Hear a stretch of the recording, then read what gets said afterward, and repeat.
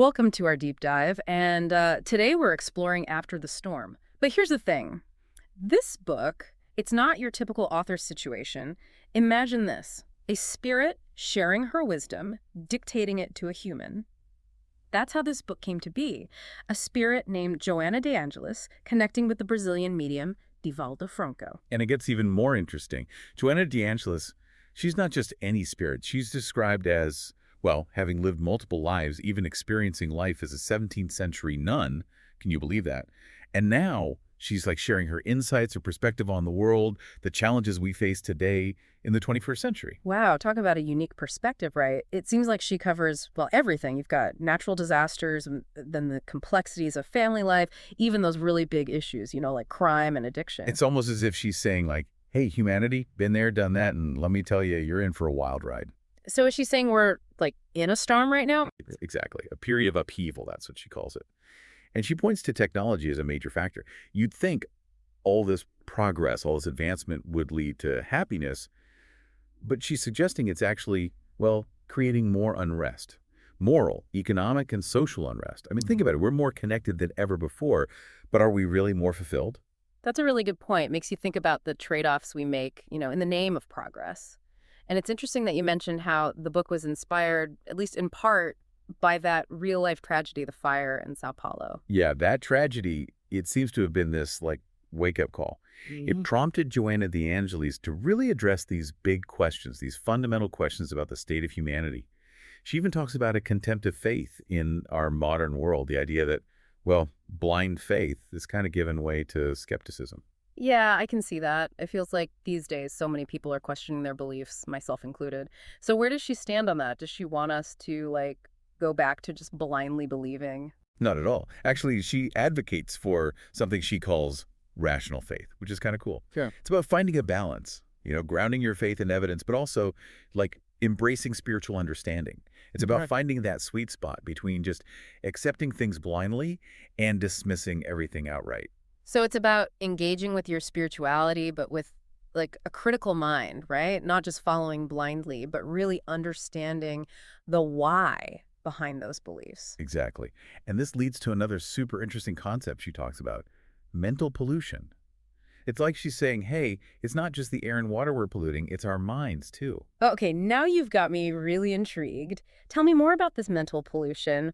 What exactly is it and how does it impact us? Well, she describes it as all those negative thoughts, those toxic emotions, those limiting beliefs that we kind of harbor within ourselves. All that negativity we encounter, whether it's from inside us or from the world around us, it takes a toll. And she's suggesting that this inner pollution, it spills out and affects society as a whole. Exactly. Think about it. All the anger, the fear, the division we're seeing in the world right now, it's like she's suggesting that it stems in part from this collective mental pollution, like we're all swimming in it.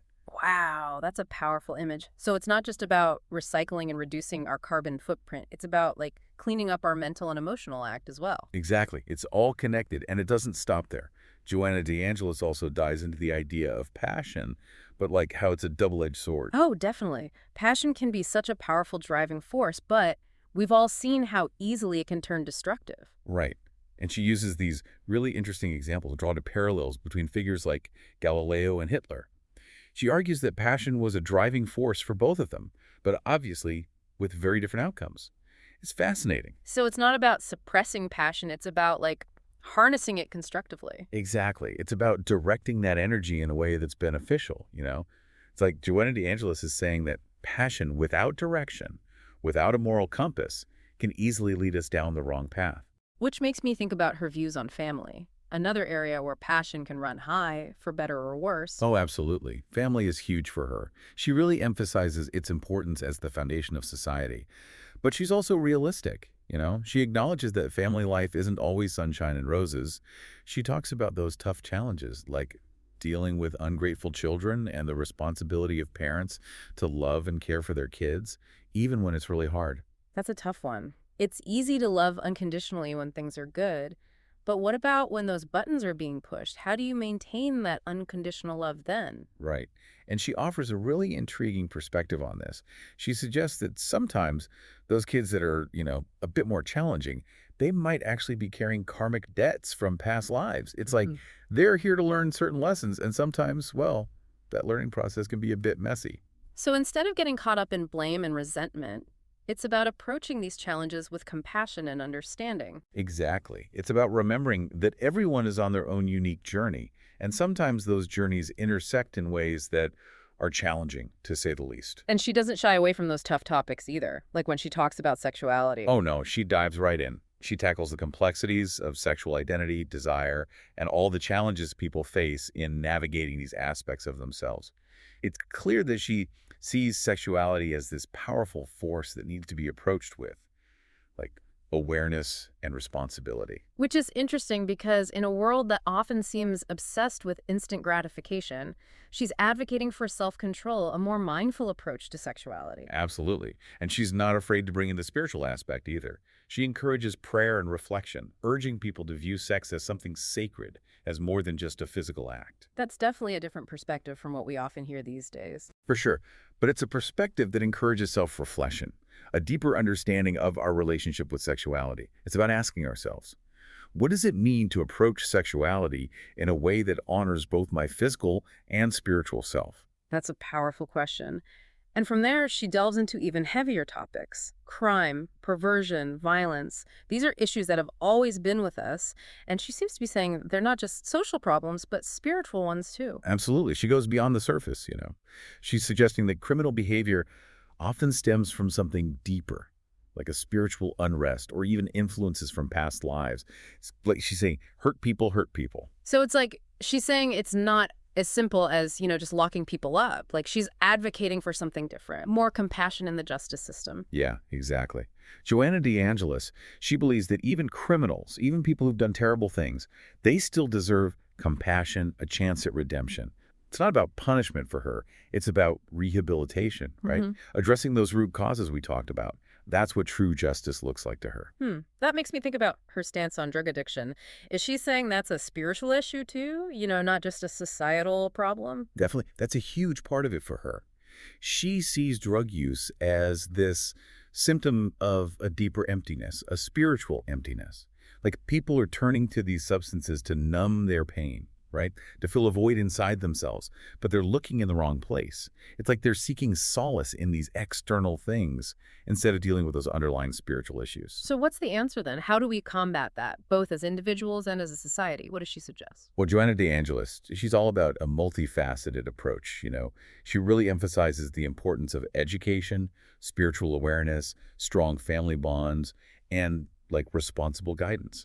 It's about creating a society where people feel supported, valued, connected to something bigger than themselves. So it's about addressing those root causes, right? Like if we create a world where people don't feel the need to escape through drugs, then we're actually getting somewhere. Exactly. It's about getting to the heart of the issue, not just treating the symptoms. And this kind of connects with another fascinating thing she talks about, the idea that misfortune, what we perceive as bad luck, can actually be this opportunity for growth, for spiritual growth. That's kind of hard to wrap your head around sometimes, especially when you're in the middle of something difficult, right? It's not always easy to see the opportunity when you're facing hardship. I hear you. It's definitely a shift in perspective. Yeah. But she's not saying it's easy, just that it's possible. It's like those challenges we face, whether it's illness, loss, setbacks, they're not punishments. They're more like opportunities for learning, for our souls to evolve. Like life is presenting us with these situations to help us grow, to help us evolve spiritually. So it's about finding the lesson in the struggle, trying to see that silver lining. Exactly, that's it. It's about finding that silver lining, that chance for growth, Yeah. even in the midst of all the chaos and difficulty. And, this kind of leads us to another challenging topic that Joanna DeAngelis tackles. Yeah, that's about as complex and sensitive as it gets. There are very strong opinions on both sides of that issue. So how does she approach it? How does she look at it from a spiritual perspective? Well, Joanna DeAngelis is very clear in her stance. She condemns abortion, sees it as a violation of this spiritual principle, the sanctity of life. She believes that life begins at conception and that every soul has this right to experience life on earth. But doesn't she also say there are exceptions, like situations where that stance might shift a bit? Yeah, you're right, she does. She recognizes that there are rare cases, very specific situations, where the mother's life is in danger. And in those cases, she suggests that The decision, it has to be made with a lot of consideration, with a deep understanding of the karmic implications involved. It's a reminder that these decisions, they're not easy, and they should never be taken lightly. There's a lot to consider on every level. And what about marriage and divorce? Does she address that too? Oh, definitely. Joanne de Angelis has a lot to say about relationships. For her, marriage is sacred. It's this bond, a spiritual contract between two souls choosing to walk a path together. And she emphasizes those core values, like commitment, forgiveness, understanding. Those are crucial for navigating the challenges that inevitably come up in married life. So it's not about finding that perfect person, the one who checks all the boxes. It's more about choosing to grow together, even when things are tough. Exactly. She's all about that journey together. She stresses that real love, true love, it runs deeper than just passion, that initial spark. It's about shared values, mutual respect, a deep, deep spiritual connection. And while she acknowledges that sometimes divorce is necessary, she encourages couples to try everything else first, to really exhaust all other options before ending the marriage. It's about recognizing the weight of that commitment, the sacredness of that bond. Even if the relationship has become strained, it deserves that respect. Absolutely. And this respect for life, it extends to her views on euthanasia as well. So she's against the idea of, like, ending a life prematurely, even in cases of terminal illness. That's right. Joanna de Angelis, she believes that interfering with death, with that natural process of dying, it robs the soul of valuable lessons, karmic resolutions that need to happen naturally. She sees death as a transition, not an end. And even in those difficult moments, those moments of suffering, she believes there's an opportunity for spiritual growth, for purification. It's definitely a very different way of looking at death and dying, very different from what we usually hear. It is. Yeah. But it's a perspective that encourages us to embrace life, the fullness of it, from birth to death, and to view each stage as a chance for learning, for our souls to evolve. And would you say that ties into her stance on capital punishment, her Uh, views on the death penalty? 100%. Joanna de Angelis, she's totally against the death penalty. She believes that it only creates more violence. It perpetuates this cycle of violence and hatred, and that prevents spiritual progress, both for the individual and for society as a whole. So even when it comes to terrible crimes, she's advocating for compassion, for rehabilitation, instead of just revenge. Yes, absolutely. She reminds us that everyone has the potential for change, even those who have done really awful things. Everyone deserves that chance at redemption. It's about breaking free from that cycle of violence, choosing a path of compassion and understanding, even in the face of such darkness. Which actually makes me think about her insights into mental illness. Does she have a spiritual perspective on those challenges as well? Oh, absolutely. Joanna de Angelis sees mental illness as more than just like a chemical imbalance in the brain.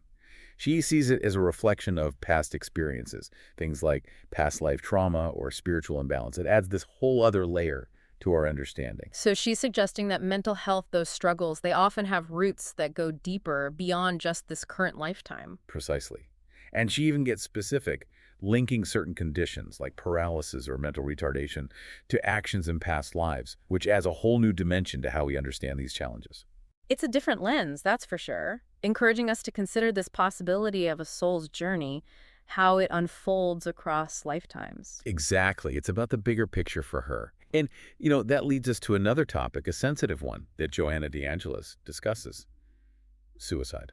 That's a tough one, a topic that brings up a lot of difficult emotions, but it's something that affects so many people. What kind of insights does she offer into the spiritual impact of suicide? Joanna de Angelis, she doesn't sugarcoat it. She portrays suicide as this grave mistake, one that carries lasting consequences for the soul. She believes that when someone takes their own life, it disrupts the natural order, it delays the soul's progress. So it's not about judging those who've taken their own lives, it's more about understanding the weight of that choice, the spiritual implications. Exactly. She emphasizes that. She acknowledges the immense pain, the despair that can lead someone to that point. But she also stresses that there's always hope, always a reason to hold on, to keep going. It's about clinging to that hope, even when it feels impossible, remembering that life is precious, a gift. And speaking of difficult topics, Joanna de Angelis also talks about war and conflict, right? She does. She does. She recognizes that war has always been a part of human history, often acting as this catalyst for change, for progress. But she doesn't glorify it. Ultimately, she sees war as barbaric. as a failure to embrace our higher selves, our spiritual potential. So she's acknowledging the complexity of war, the role it's played in history, but ultimately she's calling for a more evolved approach, a more peaceful way of resolving conflict. Yes, exactly.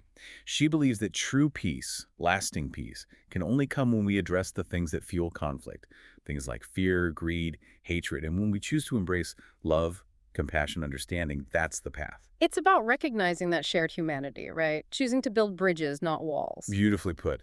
And this brings us to a really interesting point that Joanna de Angelis brings up about, well, the prevalence of false beliefs, superstitions, even in this day and age. Yeah, it's strange when you think about it, right? We live in this time of science and technology, and yet these old beliefs, these practices, they're still around, even making a comeback. Why do you think that is? Why does she think that is? That's a great question. Joanna de Angelis attributes it to spiritual immaturity, which is interesting. She suggests that, yeah, we've made amazing strides technologically, but spiritually we haven't quite caught up. And that creates this void. And that void, well, it gets filled with fear, uncertainty, the allure of the unknown. So we have all this technology, all this advancement, but we're not necessarily equipped to handle it, spiritually speaking. That's the idea. And this spiritual immaturity, it shows up in different ways. A fascination with the occult, a desire for quick fixes, being easily swayed by those who claim to have special powers or knowledge. So it's about discernment then, right? Being able to tell the difference, grounding ourselves in truth, in what really matters, and not getting swept up in the sensationalism, the empty promises. Yes, discernment is key. And she cautions against relying too heavily on external rituals or practices, emphasizing that real spiritual growth, it has to come from within. It's about doing that inner work, cultivating that deeper understanding, developing our own moral compass. You got it.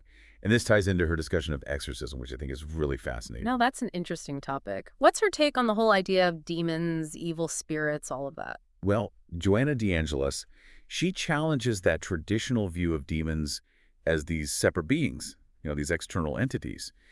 She suggests that what we often see as demonic influences are actually manifestations of our own darkness, our own unresolved issues, our traumas, negative thought patterns. So it's not about battling some outside force. It's about looking inward, confronting and healing those darker parts of ourselves. Yes. Exactly. It's about taking responsibility, owning those shadows. She believes that true liberation, true freedom from spiritual oppression, it comes from that inner work, from moral development, from aligning ourselves with the light, with our higher selves. It's about reclaiming our own power, choosing a path of love and understanding, even when it's hard. Powerful, right? And, this leads us to a core part of Joanna de Angelis' teachings. Her perspective on death and the afterlife, what happens after we die. Yeah, that's a topic that fascinates a lot of people and maybe even frightens some. What does she have to say about it? What insights does she offer into the whole mystery of death? Joanna de Angelis, she presents a different way of looking at it. She reframes death as a transition, as just a natural part of the soul's journey. It's not an ending, but a change, a passage into a new realm of existence. So she's saying that life goes on, it just changes form. That's the idea. And she offers a lot of comfort to those who are grieving, those who've lost loved ones. Yeah. She wants them to know that their loved ones aren't gone. They're just existing in a different way, in a different form. It's a beautiful way of looking at it. It takes away that fear, that sense of finality, and replaces it with hope, with this idea of continuation. It's comforting, for sure. And it really speaks to her overall message, this message of hope and empowerment.